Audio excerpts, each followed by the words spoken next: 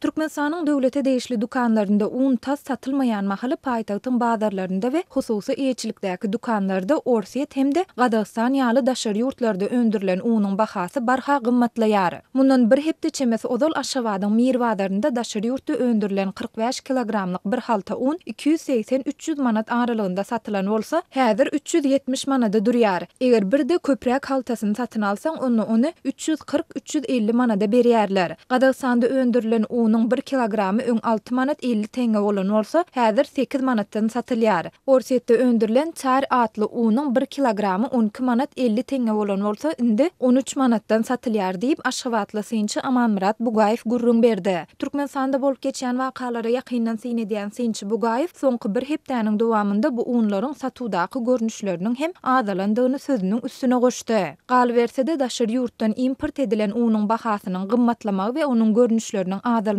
öýünde çörek bişirip onu Aşgabatyň bazarlarynda satýan satyjylaryň hem çöregiň bahasyny gymmatlatmagyna we olaryň görnüşlerini azaltmagyna getirdi. Süýde ýorulan çörek diýip bir çörek satylýardy. Ol özüm bir bolup bilse agramy 400-450 gramlyk tandyr çöregi şoň bahasy 5 manatdan mi? Indi şu 5 manatdan çykaryp biz ýa satyp bilen yok sebäbi uğurgat gymmat ondan şol 5 manatdan satýardy. Çıkmaza galyat diýdiňiz bolanyp ona 6 manat ýarymdan satsam azdan barmy ýokmy şol üçin ona bişirmänim türlü goýulsun etdik diýerler onu beýle çörekler we olaryň birincide ýukarly ozal süýde ýurulmady çöreklerin iň arzan 3 manatdan satylan bolsa häzir şolar 4 manatdan şirketlerinin başı geçeneklerinin ayağından beri beyleki 4 manattan satılan çörekler olsa 5 manattan çıktı. Diýip Bugaýew belledi. Mundan başga öýde dograma etmek üçin niýetlenen agramy ortaça 650-700 gramlyk petir çörekleriň hem bahasy gymmatlap 5 manatdan 7 manada ýokurlandy.